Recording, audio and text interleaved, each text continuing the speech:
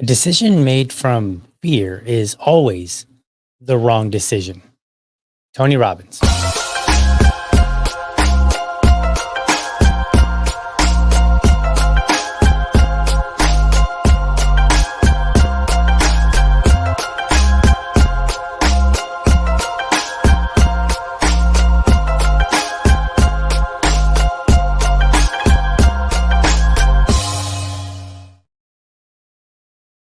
All right. Welcome to another morning episode of the Liberty Dad podcast, a discussion on politics and culture. If you're tuning in live, then especially thank you for giving me your time so early. Folks, you'll have to let me know in the comments.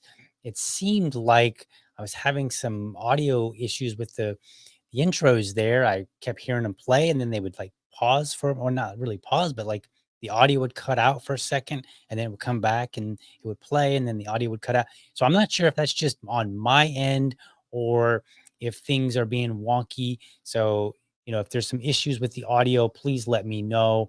It seems like there might be something weird going on.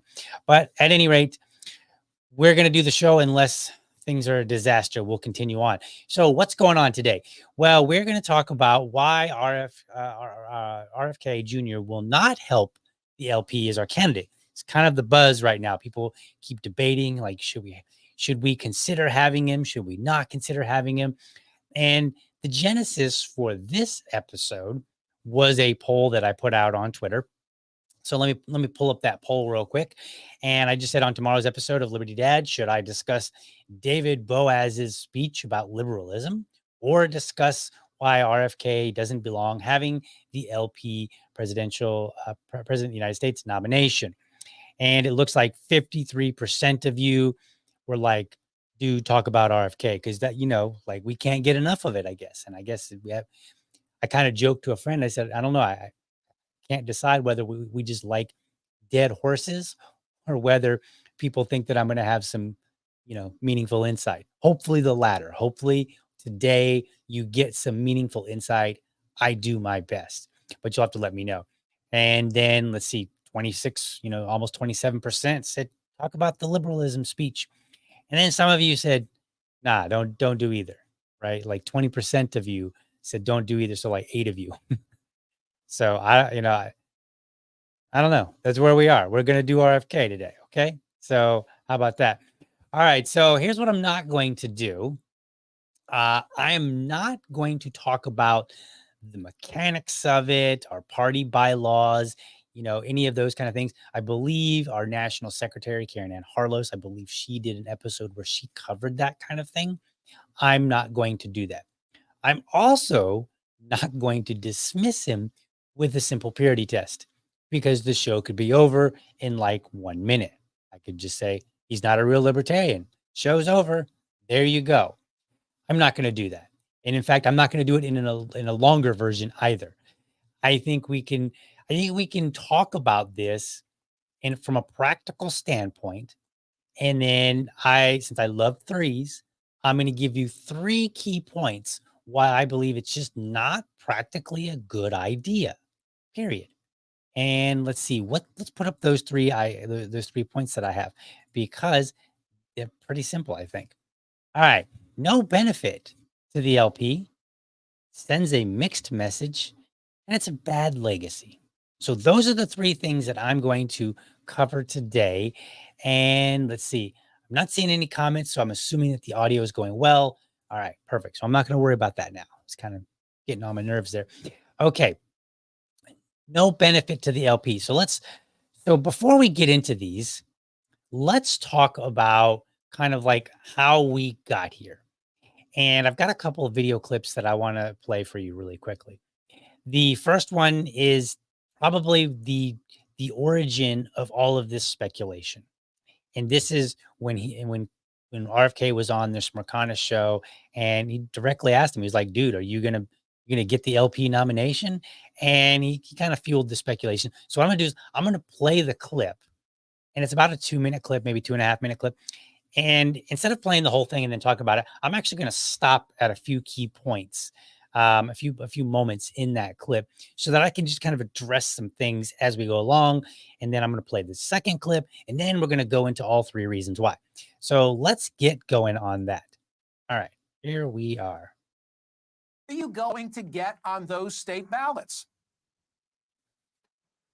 Yeah, we'll be on the ballot in every state. I mean, as you pointed out at the beginning of the show, we got into New Hampshire. People said it would take us weeks to get the signature. We needed 3,000 signatures in New Hampshire. We got 5,000 in a single day.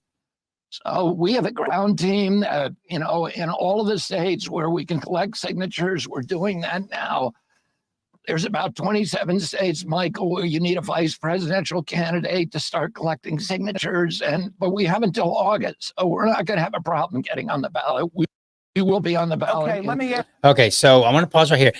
He seems pretty confident that he's going to be on the ballot. Now, I am not an expert on ballot, on the various ballot access laws and rules in the various states. Okay.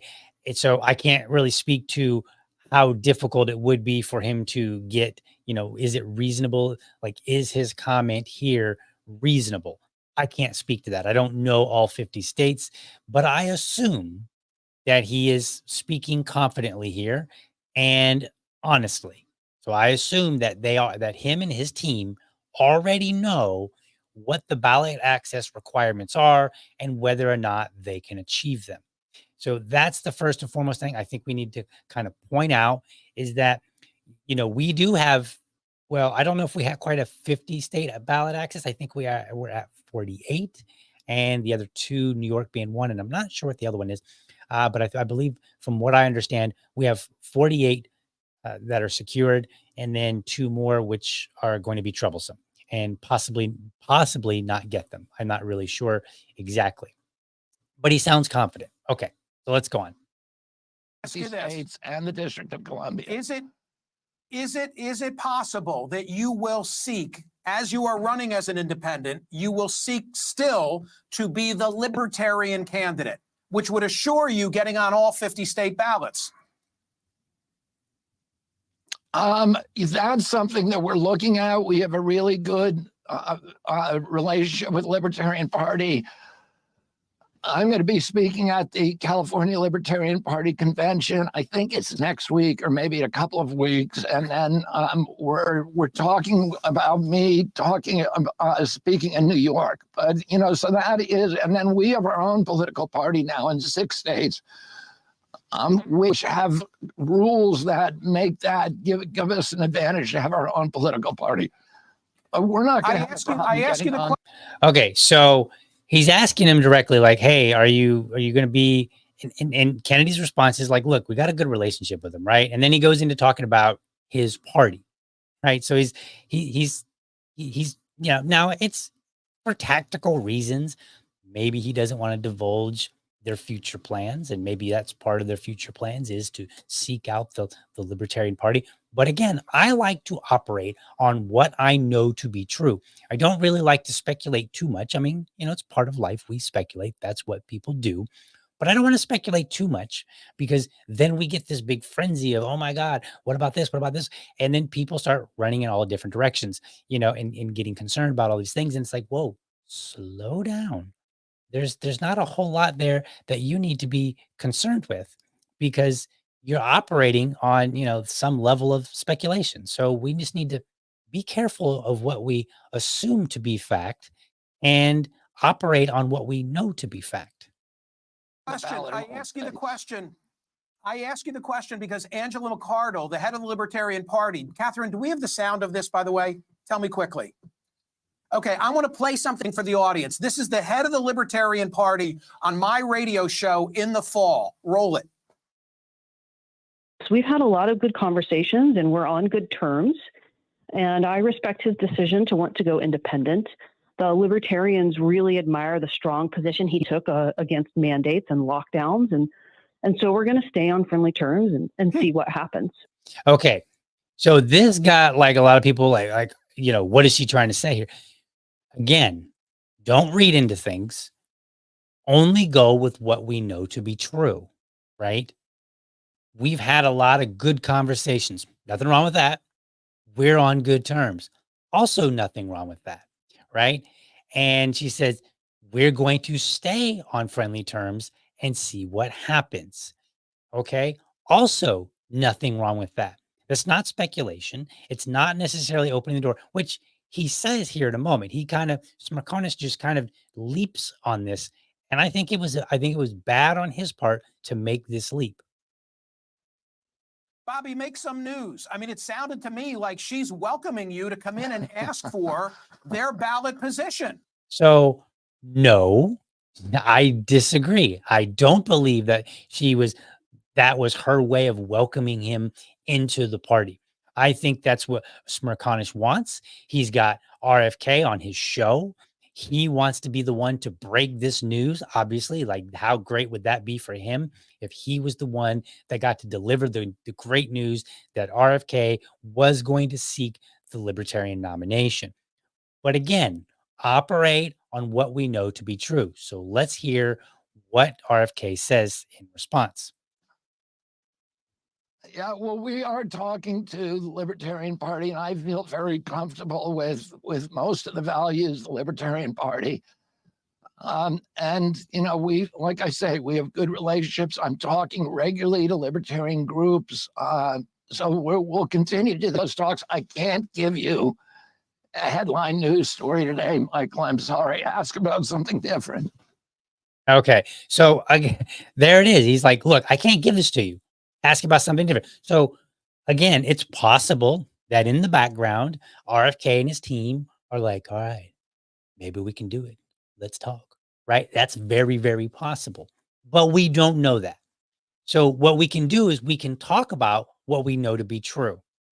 One of the things that's, that's very, very true. And again, I'm going to keep away from the very specific mechanics of our party, but this does need to be made. This point does need to be made, and that is, our delegates choose who will be the nomination or who will get the nomination. Right? It is not the party chair. So Angela could have come in and she could have said, absolutely not. That will never happen. We like him, but he will never be our nominee. She could say that, but she doesn't have that kind of authority. Likewise, she doesn't have the authority to say, well, we really like him. And man, it'd be so awesome if he would come in and get and seek our nomination, because I'm telling you, the delegates, well, she doesn't have that authority either. She does not have the authority because delegates make the choice. And there are about 1,000 delegates, somewhere in that range. I don't know what the exact number is right now, but there's somewhere in the range of 1,000 delegates that will be making that decision.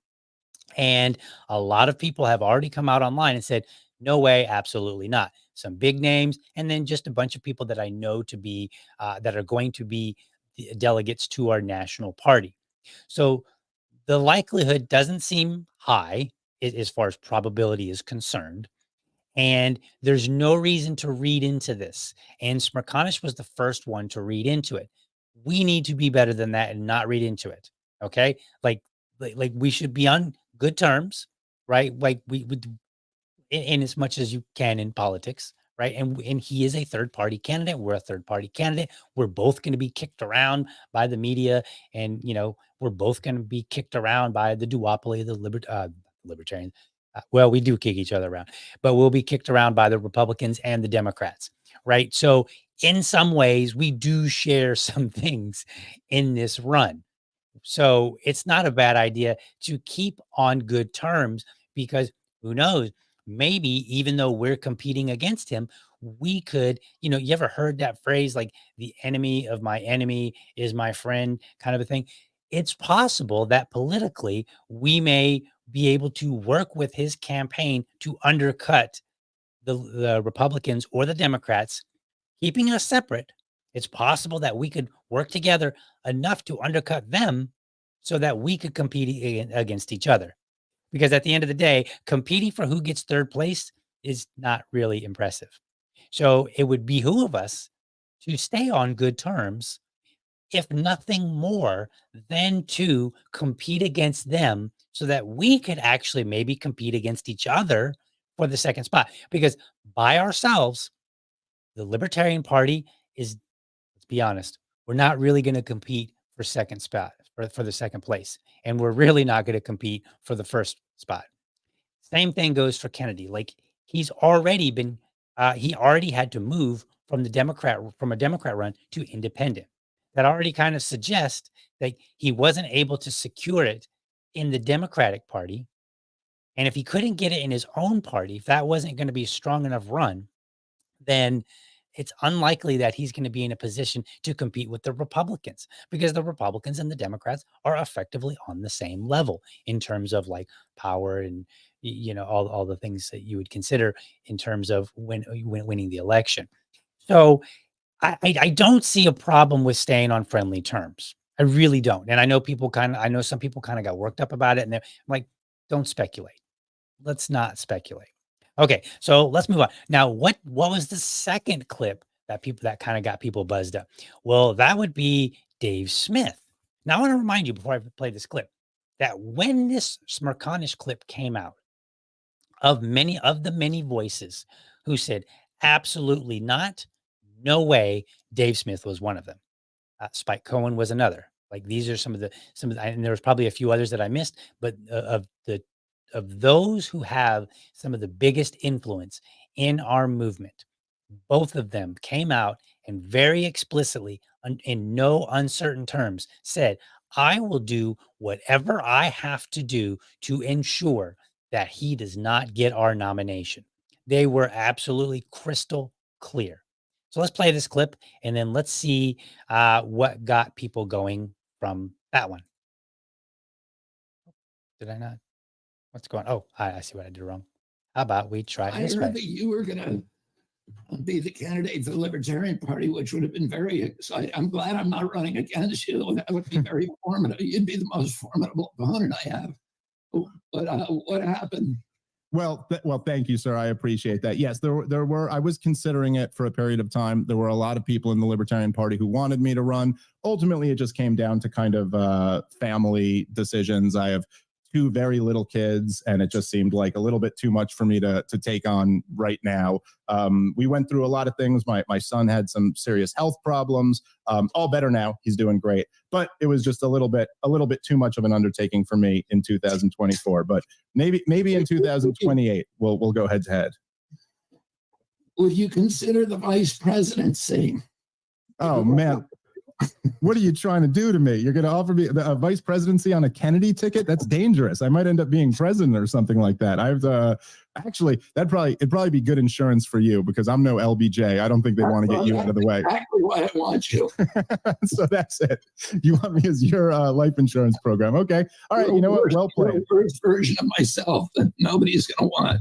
Yeah. Okay. Well, there you go. Okay. So you know what? I might, in that case, I might consider it, but you got to give me something like my task has to be something very simple that I don't have to leave home from or home for or something like that. So I don't know. Or I could be, listen, here's where we agree. I'll be in charge of your Ukrainian policy. So I'll take that role.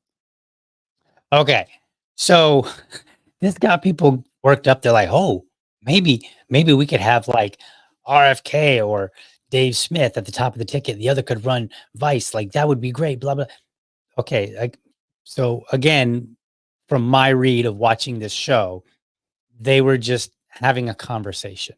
Like this wasn't a real suggestion per se. Now, maybe it was from Kennedy, right? Maybe RFK was actually making a real offer, but I doubt it. He might have been. But then the conversation just seemed to be that playful conversation that you have, right? Like Dave starts laughing. Now, remember, Dave has already said, no way, I will do whatever it takes to stop him. Then he gets on there and RFK says, well, I'm glad you're not running because you would have been my most formidable opponent. Okay. And then Dave says, well, maybe in 2028, we'll go head to head. And then they have this laugh about, oh, maybe you can be my vice. Okay. Well, here's one area we agree on Ukraine. Maybe, maybe I can take that part. So I don't see any reason to speculate here. Right. It was, I mean, maybe for fun, like, oh man, wouldn't that be kind of funny? Or wouldn't that be kind of cool or whatever for funsies, sure, that's fine. But to get worked up over it was unnecessary. Like it was just two guys having a conversation, having a little bit of a laugh about a possibility, about some idea. Right. And it doesn't have to be a serious idea. We need to stop taking everything we hear so darn serious. Like that's just crazy. Like how people do that. So I don't think there was any reason to speculate. Now, again, I'm not saying that I'm not ruling it out. I'm not saying he's totally not going to go for it. I just don't see any reason to make that assumption at this point. I don't see it. So let's get into the 3 reasons now that we've kind of given this overview of what it is that, kind of we've laid the landscape, right? We've painted a picture here of what's going on. So now let's talk about the practicality of this. Okay. And before I move on, because I don't want to lose sight of some comments that won't make sense later. So I want to put something up here. So it says, Dave also said he would be the candidate this cycle, and we see how that played out. Disagree. I don't believe that Dave ever actually said he would be the candidate. I believe there was a lot of rumors about Dave being the candidate, and Dave had said he would look into it, but I do not recall a single podcast episode or comment where Dave actually said that he would be the candidate, right? This is again part of that problem of people making speculation. Everybody was just sure that Dave was going to run, and then he ended up not running. Then lots of people were disappointed, so on and so forth. But again, I've not seen anybody come out and say, well, Dave, you said here, you made this promise, or you said you would, or like nobody has come out with that. I haven't seen anything. So to my knowledge, Dave at no point said that he would run. The best we got was he would put it under consideration, and he did. So I just want to address that. And this is why we have to be careful about speculation, because things run rampant, and then you have, this idea that gains momentum that is never really an idea in the first place. All right, so let's move on to my my 3 reasons here. So again, I'm going to bring those back up on the screen, and those are no benefit to the LP. It's a mixed message, and it's a bad legacy. So what do I mean by this? When I say there's no benefit, we need to think in terms of what do we get? What does he get tangibly? Okay. Now, a lot of people would say like, well, he raised like $7 million recently in like the last quarter or something like that. We would benefit from his money. No, we wouldn't. We, the party, are not getting any of that money, right? That money is for his campaign, for his message, including the parts of the message for which we would disagree. There are some areas where we agree. We agree on Ukraine. We agree at least on the mandates. Right now, I know there's some disagreements on the vaccine itself, but we agree at least on the mandates surrounding the vaccine. What we don't agree on Israel, for instance, or some other things, which I'll show you in a moment, right? So we would not benefit from that. Again, like people say, well, we benefit from his name. No, he benefits from his name. It's his name that will go along with his message, whatever that may be. Let's assume for a moment that he became our nominee. He is not going to be tied to our message. He is going, and there's nothing that we could do to enforce that. Assume for a moment that he wins 1,000+ delegate votes. Well, it wouldn't really be 1,000; it'd just be most of them.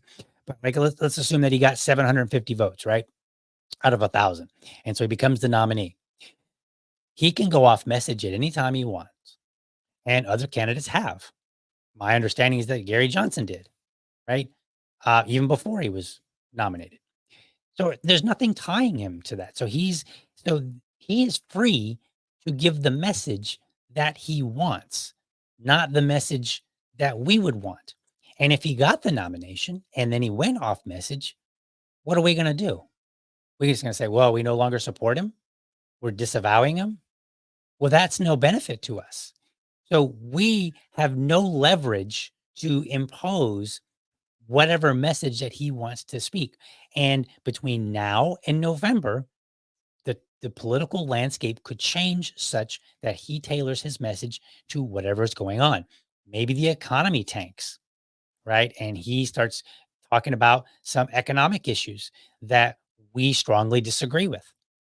We would be powerless to do anything about it. And he would have no obligation to say, well, what is it that's in the libertarian platform since I'm representing the Libertarian Party? Maybe I should talk about there. No, that's not how it's going to work, because that's not what got him the $7 million. That's not what gets him all the eyes and ears of the electorate right now.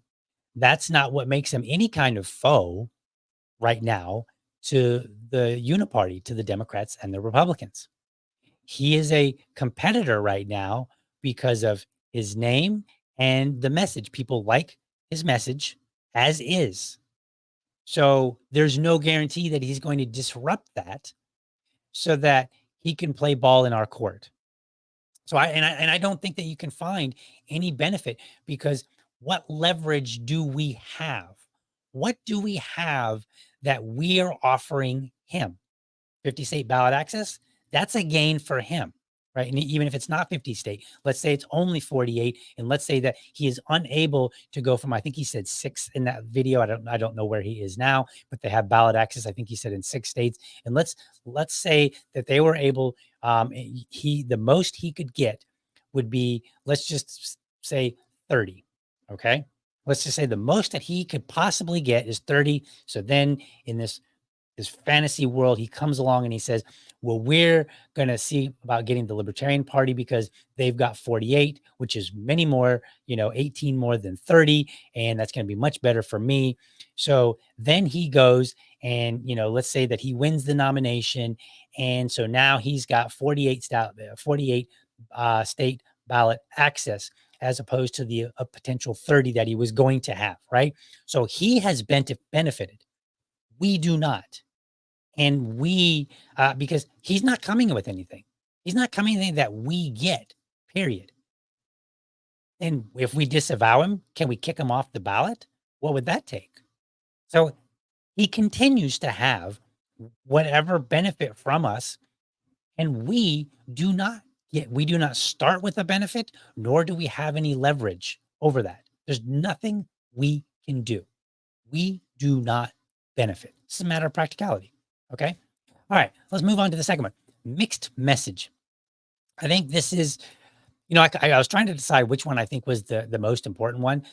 This one might actually be the most important. But I'm kind of tossed. I'm kind of torn between this one and no benefit to the LP. So mixed message. What do I mean by that? Well, let's take a look at his website, because I think it's going to be important to look at. I was just talking, like, he's going to come with his message, and he's not necessarily bound to tailor his message to be our message, which means you've got 1,000 plus or so delegates who are going to be talking about various things on social media, and they're going to be posting memes, and they're going to be responding to various clips and various things that this person says and that person says, right? We're going to have this message in the libertarian community that we are talking about over time. And it's going to be a multitude of messages. We're going to talk about, minimum wage, and we're going to talk about student loans, and we're going to talk about the war in Ukraine, and the war, the conflict in Israel. And we're going to be talking about, all these different things, right? Regulation and so on and so forth. We're going to be talking about all these things, and he's going to be talking about these things, and they're not going to be the same. So let's take a look. Bring that up here. All right. So this is his website, right? So I found this easier to pull from rather than necessarily go and try to grab a clip of things that he said. So let's just look at his website. And if you hover over policies, you can go down the line and you can see that he's got, specifics, so you can look at what his position is on the economy, housing, environment, honest government. That's not even a thing. Like that doesn't even exist. That is literally an oxymoron. Reconciliation, peace, border, civil liberties, racial healing, Native Americans. I don't know what I have to do with any of this. Revitalization, veterans, higher education, AmeriCorps, labor. So right now I have it up on the cost of living. So which is, I believe, under civil liberties, I believe is what so we go down, and he's like, people who work hard should be able to afford a decent life. Okay. Right off the bat, very first sentence in, that's not the libertarian message. Like, we would like people to work hard, and We would like them to have a decent life, but we understand that not all work is the same. And sometimes some work, if I'm hired to carry, I don't know, let's say concrete bags from one end of the department store to the other. Let's say that I heard a weird noise. Let's say I'm hired to carry concrete bags from one end of the store to the other. It's hard work. And people might say, well, you should get paid, you should be able to have a decent life. First of all, what is a decent life? What does that mean? And this is basically a rewording of the statement. People who work 40 hours a week should be able to, should be able to afford, all the, how is it that, how is the common phrase? People who work for 40 hours a week should not have to struggle with stuff like that. Like there's variations of that statement, right? But the concept is you work hard, you should be able to have all of these things. But that's not entirely true. Libertarians, we believe that you get paid for the value that your labor brings to somebody.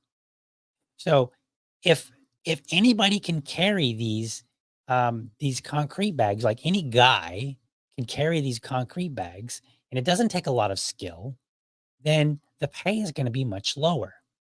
But if I want to go and be an engineer, and maybe I want to be, say, a chemical engineer, then the pay is going to be substantially higher because fewer people can do that job. People have to get specific education and, in certain knowledge in order to do that job. Whereas carrying bags of concrete, I could go do that right now. I literally could get off the podcast, go over to the not the department store, but the big box store or whatever, and start carrying bags. Could totally do that. No skills necessary. So therefore, there's going to be a discrepancy. And if that's what I happen to do for 40 hours a week, I may or may not be able to afford whatever decent life that I want, however that's defined, right? All right, so let's go down here. So he says, here's what Kennedy will do to make that a reality. So let's assume that we agree with that. Let's assume that we agree with this idea that you should be able to afford a decent life if you work hard. Well, number one, raise the minimum wage to $15, which is the equivalent to its 1967 level. We don't believe in a minimum wage. We believe the minimum wage is zero. We don't believe that the government should intervene between employer and employee and set the wages. And in fact, we believe further, not only that it's not a good idea, but that it's actually harmful, that it actually harms workers in the long run. So right off the bat, the very first sentence, the very foundation of some of these policies, we're at disagreement with. The very first one. Prosecute union busting corporations so that labor can organize and negotiate fair wages. Libertarians don't have an issue with unions necessarily, right? Like people can gather together. Like I can go to my company and I could talk to my coworkers and say, hey, let's get a union together because I think my company isn't treating us fairly. So therefore, we're going to get together and we're going to all create an organization. We're going to go to the company. We're going to say, hey, we've got 300 people strong.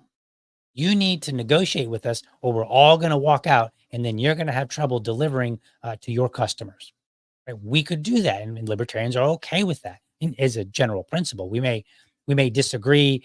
I know some libertarians will say things like, unions have served their time, they're no longer about, and that's an entirely separate argument. That's just an argument on whether or not we think that they're bringing a value. But in terms of people organizing, we have no issue with that. More than welcome to do that. Expand free childcare to millions of families with programs like that pioneered by the state of New Mexico. Free childcare means taking tax money from people and giving it to somebody else. The Libertarian Party opposes this. So we're 3 in, and we haven't found one that follows the message that all of our members would be talking about. So let's take a look at something else. Let's say the economy. No, that was the economy. I take it back. Civil liberties. So, restore our rights. Our administration will make it a top priority to protect and restore the fundamental civil liberties enshrined in the Bill of Rights that hold the essence of what America can be. Sounds good. Let's go down and see what he says. Oh, he doesn't say anything on this one. Let's see. caught me off guard on this one. Freedom of speech is a capstone of all other rights and freedoms. We're good there. Once a government has the power to silence its opponent, no other right is safe. Pretty sure that we probably would agree with that one. We will therefore dismantle the censorship industrial complex in which big tech censors, deplatforms, shadow bans, and algorithmically suppresses any person or opinion the government asks them to. When it comes to the government asking, we would agree. When it comes to private, like them just like if Twitter just on their own said, we're going to silence people that say this thing, and if they show that they're doing it on their own, libertarians won't have a problem with that. At least not legally, right? We may have a problem as users, and we may complain about it and say, hey, that's not what I want out of a platform that I'm going to spend all day on. So in this one, we're not doing so bad. The civil liberties, at least, a quick read through, right? Let's see, what else do we got here? Let's look at, I want to look at this native. I'm kind of going at these off the cuff because I didn't want to come off as I'm presenting only the ones that make my argument. So I'm kind of coming off the cuff here. We'll see where it goes. Native Americans, deep commitment. All right. Let's see here. Under a Kennedy administration, historic wrongs done to Native Americans will be addressed and made right. The spirit as well as the letter of treaties must be honored as the highest law of the land. Documents made between sovereign nations. Cultural renewal will be supported and religious practices and sacred sites will be defended. Tribal sovereignty and the right of self-determination will be respected. Let's see here. There's not any particular policy that I'm seeing. It doesn't sound terrible, but it's not something that the libertarian community is really talking about, and it is on his website. So I will point that out. Let's see here. I'm trying to skim through and just see if there's any. I don't really see any particular specific things that he plans on doing. I mean, what does it mean to historic wrongs will be addressed? Are we talking about reparations? Because if we're talking about reparations, then yeah, libertarians are going to have a problem with that. If they're talking about maybe giving up federal land and saying, all right, federal government took this land from these tribes, we're giving it back, libertarians probably not going to make too much of a fuss. So some of it's going to depend on what does he mean by this? Let's see. Can we do one more? Let's see. How about border's a hot topic? Let's look at the border. All right. Overview, humanitarian. Let me skim down here, see if he's got any specific policies. Long-term solutions. He will end military adventurism that destabilizes other nations and generates millions of refugees. That's what happened in Syria and Iraq. All right, thumbs up on that. Stop supporting despotic governments, juntas, coups, death squads, and repressive regimes that persecute and impoverish their own people. Good to go on that. Because we need to stop intervening in other countries. Cooperate with Mexico and Central American countries to improve economies and provide economic incentives to help build jobs and develop much needed infrastructure and better standard of living so people will be motivated to stay in their home country and enjoy their natural culture and heritage. I'm going to say on that one. Like, are libertarians really going to support us working to help somebody else improve their economy? What is exactly, are we giving them money? That's usually what that means. So I would argue, no, so the first two, okay. The third one, not so much. Pursue a different trade and economic policy. Decades of neoliberal austerity measures will end. No longer will the U.S. encourage financial institutions like the IMF and World Bank to demand that developing nations gut their social programs, privatize public assets, and strip away environmental and labor protections.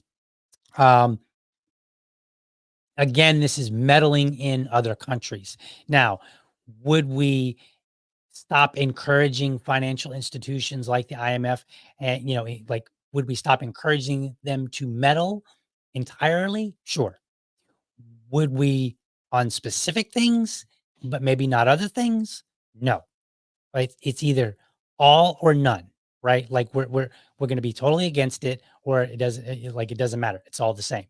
If you go in and you want to tackle one policy, but we're going to say we're going to change how we do it in one area, but we're still going to meddle in another area, you're still meddling whatever the case may be, you are still meddling.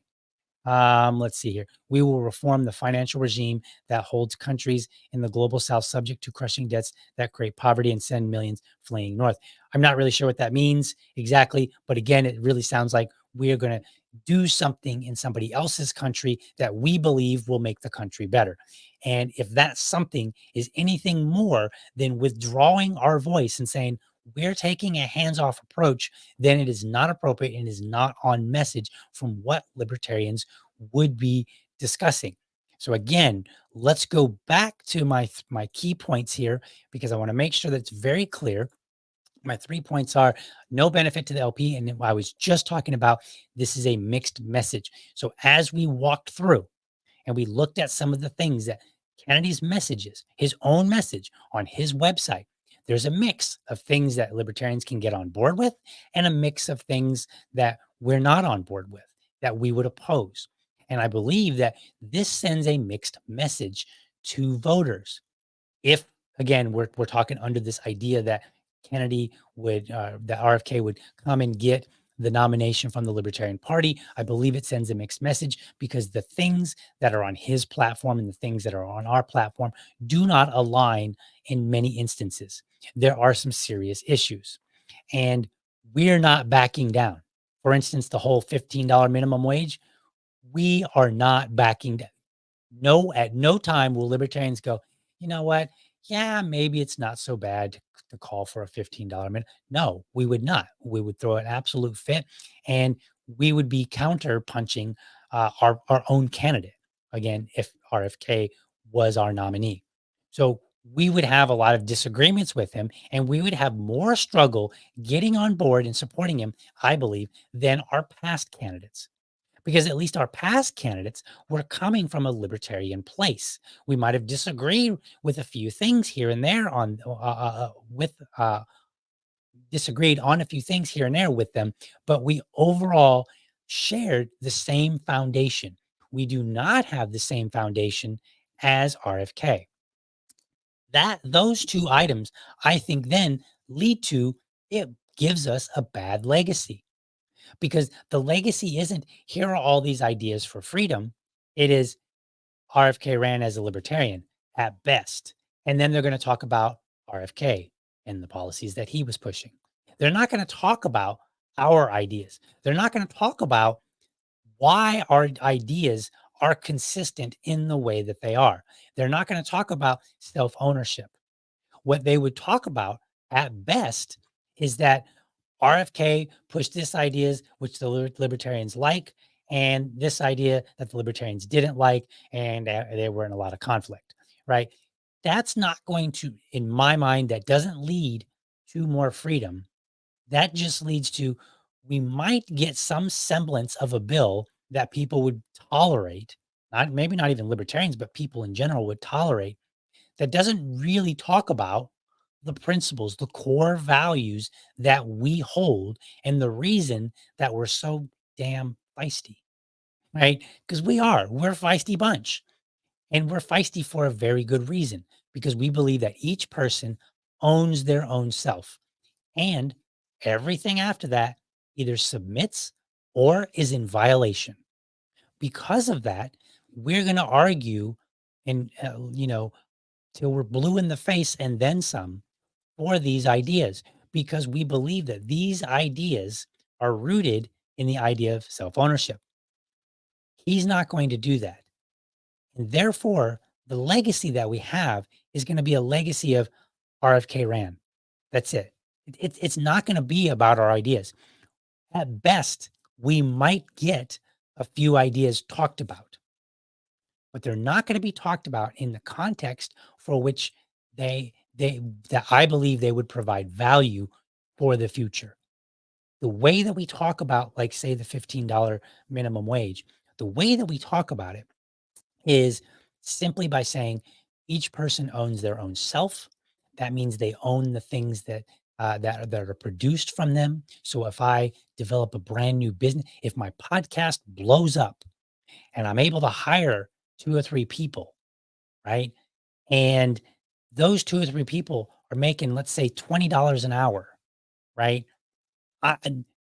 I as an individual, somebody who owns my own self, would have built my podcast to the point where I could choose to pay that $20 an hour to those people, because I would rather have their work than that $20 an hour. And I know the value of that $20 an hour because I built that $20, right? I created it in a sense. I built, if in this scenario, I'm doing a lot of scenarios today. So in this scenario of me, my podcast blowing up, which by the way, folks, if you want to make it happen, I mean, I'm going to object. Just saying, throwing that out there. And I would hire some people and I would try to pay them very well. So I want to throw that out there. But in this hypothetical, um, I I am taking the money that I have made from my work that came from my body, and I am deciding how it will be used. That is the core of our message. That is why we object to a $15 an hour minimum wage or any minimum wage for that matter. The reason that we object to things or support things, whichever it may be, is because of self ownership. That is the message that we need to continue carry on with. So I hope that I've made my case with no purity tests. Doesn't matter whether he's a real libertarian or not. Now, personally, I don't believe he's a libertarian. Okay. But that's not my reason for opposing him. I guess in part it is, but I like to look at things from a very pragmatic standpoint. From a pragmatic standpoint, I don't see a win for the Libertarian Party. Now, maybe you could say, well, Dale, we might be able to get, secure an electoral vote or two. Okay. And then what? We see a little gold dot on the map, right? On the little, or not a dot, but like, however we see the gold on the map. And then what? Like, and that's my point. Like, people aren't addressing that. They aren't saying, like, what does this lead to? Right? It leads to nothing. So we get an electoral, because guess what? We already had an electoral vote. We had an electoral vote back in 1972 when we ran our first candidate, John Hospers, and he got one electoral vote in, I think it was Vermont, and it was a Republican who strayed from the pack, and we got one electoral vote. And then what? What did that do? Did that carry our message further? I mean, it did to some degree, but did it do so much that we need to put aside the things that we would disagree with strongly, vehemently with RFK? Did that electoral vote do so much for us that it would actually be a benefit to liberty overall to bring in a candidate to try to that's not going to be the message that we're sending? And then trying to think of how to phrase my question, but would that electoral vote do so much for liberty that it would be worth bringing in the differences that come with RFK? And I say no. I say there's no history to suggest that this would actually be better for liberty. I think so. So it's not a benefit to the party as a political party. And I don't believe that it actually leads to more liberty. I think we need to keep doing what we're doing and improve, get better at what we're doing. So let me end with this. I tried to make this point the other day, and I really fumbled on social media. I like a lot of people were coming in there asking me questions like, dude, this doesn't really make sense.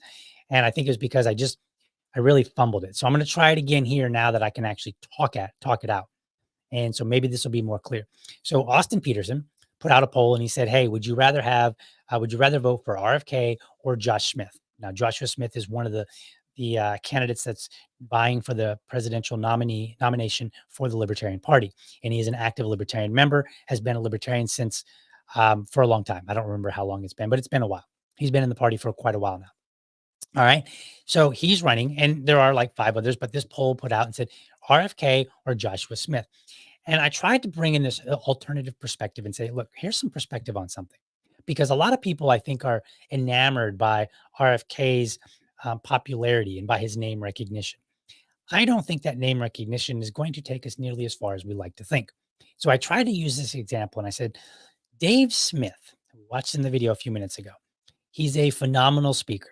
really, he's great. I've watched him on a lot of videos where people have confronted him about ideas, and he's very sharp. He's ready with an answer. He doesn't get, he doesn't fumble when somebody challenges him. He does pretty good. So he's a phenomenal speaker. He definitely communicates the message of liberty very, very well. And he's been on the Joe Rogan podcast, I don't know, 6 or 7 or 8 times. Joe Rogan, I believe, has the largest podcast on the planet, right? So like, and I think I think his audience dwarfs some mainstream media. So he has a huge audience. Dave Smith has been on there multiple times doing his thing, communicating about liberty in the way that he does. That is very phenomenal. That is his strong point, right? What has been the actual result of that? Have more people voted for libertarians? Have more people demanded libertarian ideas from from our politicians? The answer is no, not in a substantial way. Now, that's not to take away from what Dave Smith is doing. He is great at what he does, and he needs to keep doing it. The problem is it's still not enough yet. We need more Dave Smiths. We need more people communicating that message out, because the more and more that we have people that can go out and articulate the message of liberty very well, the more that they can go on a show like Kennedy and be confronted with people. There was like an episode of Kennedy where Dave Smith was arguing with somebody, and they said something like, "You don't know what the term fascist means," and he, like, right on the spot, he had a response and basically shut the woman down. Right. So he was very good at this, and he was very ready to deliver that message. The more that we get people like that, then the more that we're going to see the results that we're looking for. But we are still a minority, a significant minority. And that means the struggle is real, to use some internet lingo, right? It is a real struggle. And just because you have one or two people, or 3, or whatever, a handful of people that are very good at articulating the message of liberty, doesn't mean that in itself is enough. And we can all, you know, wash our hands and go on and do something else. We can all go play Minecraft, right? Because Dave Smith is taking care of it all. No, we have to continually bring in more and more people. We need to have Dave Smith and, all these other people find their way to the Joe Rogan podcast and to the other podcast, and because there's always going to be this disadvantage because we're so tiny, which means when you're the disadvantaged party, when you're the underdog, you have to work 2, 3, and 4 times as hard in order to win. And it sometimes will take longer. So we need to have the perseverance. So back to my little story. I took a little bit of diversion there, and I apologize for that. So back to my analogy that I was making, I was saying, like, look, in this poll that Austin Peterson put out, RFK versus Joshua Smith. And then I came in, I said, let me add some perspective. Dave Smith has been on Joe Rogan many times, and liberty hasn't really moved forward that much. We don't see our politicians doing much different, and we don't see the public at large demanding libertarian ideas, right? They haven't quite gotten to that point. So then I said, that suggests to me that the name recognition that RFK would bring would not be sufficient, right? He's not going to, there would be some benefit. I mean, there wouldn't be zero, but it wouldn't be sufficient. It would be very, very low, because we've already seen how it plays out. And the reason that it plays out in the way that it does, again, is not because we don't have good messengers. It's because we need to have good messengers, many of them doing it for a long time. Think of it like sales. I don't know what the number is now, but back in my day, when you did sales, they would say somebody has to hear the message like 7 times before they're willing to commit. People need to hear a message repeatedly before it sinks in. If you don't want to think of it in sales, you can think of it like a child, right? I can hear my son kind of running around and having some fun right now. He needs to be told sometimes things multiple times before it sinks in, right? Like, hey, you go to the bathroom, you need to wash your hands. So we repeatedly bring that message to him, right? Now, it's not that I'm saying that people are children. What I'm saying is people are people. We need to hear new ideas repeatedly before we adopt them. So we need to continue at this. So therefore, in that poll between Josh and RFK, I said between those two, we should totally choose Josh because we need to keep doing what we are doing and then simply aim to get better and better and better. So that in 2024, we've got one Dave Smith. And then in 2025, hopefully we get 2 Dave Smiths. And then maybe we get 3 Dave Smiths, right? Like, not that we clone him, because I don't think he would appreciate that, but that we find people and we elevate them who can articulate the message so that we have 2, 3, 4, 10, 20, 40 messengers who at any time can go on any medium, podcast, news, mainstream media, whatever, speak to a crowd, and they can deliver the message of liberty effectively in a way that starts to convince people. Because the fact of the matter is, people need repetition, and they need to hear it over and over and over. This is one reason why I do the podcast. I feel like I communicate fairly well, so I continue to communicate. It's also why I argue that every libertarian needs to, and this is going to make some people mad, every libertarian needs to stop reading all those libertarian books, and you need to take your little butt and go to Toastmasters. And you need to get out there and practice speaking a message, right? And it can be any message. I mean, the idea is that the more you practice at doing something, the better you get. And we need to get better at doing that. And we need to find the people. Now, maybe it's not for everybody, but I encourage everyone to try it out and get it, kind of feel it out and see what it's like, because you may find that you actually enjoy it. Before I went to Toastmasters, I liked talking, but I didn't think I would ever enjoy public speaking. And then it turned out I did. I like public speaking.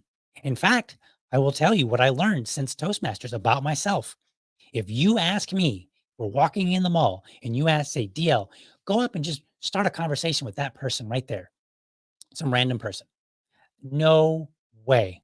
I'm going to be like, look, you got some Xanax or something, like you got a couple beers that I'm going to need something, because I don't go up to a single person and just start a conversation. Not me. I will start sweating. I'll be maybe not sweating, but I get very anxious. But if you say, hey, DL, can you come and speak to a crowd of 500 people, 5,000 people? Sure. Be awesome. In fact, not only am I not bothered, I enjoy it. I actually like it, right? That's what I found out about myself. And you might find out the same thing. And you might find out that, hey, I'm actually a lot better communicator than I realized. I just need to practice. I need to work at it. Let me tell you another story, and then I'm going to end the show. My wife did Toastmasters with me. And one of the things, she does real estate. When I say she does real estate, I mean, like 7 a.m. when she wakes up, she's looking at real estate stuff on her phone. And like 9 p.m. when she goes to bed or whatever, she's looking at real estate stuff on her phone, and anytime in between.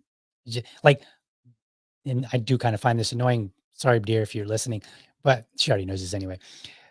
Sometimes we'll be in a conversation. I'll be like, yeah, so today I did this. And all of a sudden she's like, hello, Christy, real estate, blah, blah, blah. And like, she's like, just answers the phone right in the middle of the conversation. I'm like, was telling you a story, right? Like, she is very, very serious about real estate. So we went to Toastmasters together. We did it for a couple of years. And one of the things in Toastmasters is that you will end up talking about things that are out of the scope of what you normally talk about. So she found out that she could get up and talk about real estate all day, every day at length, right? But then when it came to talking about some other topic that she was not quite as familiar with, even if she researched it and was prepared, she found it more difficult to give that speech because it was out of her wheelhouse. So even though she prepared for it, it was still out of her wheelhouse. And this is what I mean about when I say we need to become better communicators. We need to get away from reading all these books and talking about only libertarianism. And we need to go out and we need to talk about other things. Make an argument why golf is better than football, right? Whatever. It doesn't matter, because this improves your skill as a communicator. I'm going to assume one of the reasons that Dave is a great communicator is because he's a comedian. He literally has to get up on stage and, in my opinion, do the hardest thing in the world, which is make people laugh at will, right? And that's a very challenging thing. And then he has to be able to read the room, and he has to be able to pivot and to shift if necessary. Otherwise, he's going to crash, right? Now, and I'm not a comedian, but I'm just assuming based on my knowledge of public speaking, which is similar when I speak publicly. I have to read the room. I have to recognize when things aren't going the way that I want. And I need to learn how to pivot and shift away from whatever it is so that I can maintain, I don't want to say control of the conversation, but so that I can maintain what I'm trying to accomplish in that conversation. So overall, kind of a little tangent there, but I think it was a value add. Ultimately, our best bet as the Libertarian Party, as the Libertarian movement, is to improve our own and to elevate them and to improve ourselves and do what we need to do to become a better communicator. Because the more communicators we have, the less we have to think about relying on somebody else who it's unclear will bring us the benefits that we think we'll get. We will be gambling and the odds will not be in our favor. All right. Let's see. Let's look at some comments here and see what let's see if there's any comments that I should address. Keith asked, agreed, RFK, no. But other parties have whatever in name only. How do we keep that from happening? I have an idea, but still working it out. But have whatever in name only. Okay, so I think what he's talking about here is, they have the Republican in name only, Democrat in name only. Honestly, I think it's just through education and communicating with people and really pushing that message.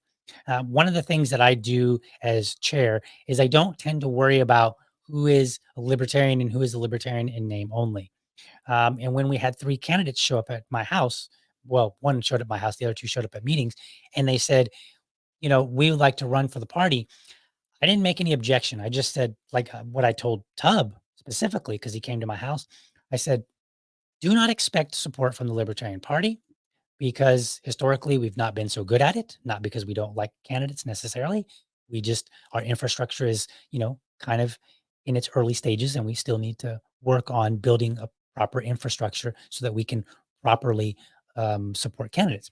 But more importantly, what I told him, I said, you will have to earn every vote you get, even from libertarians.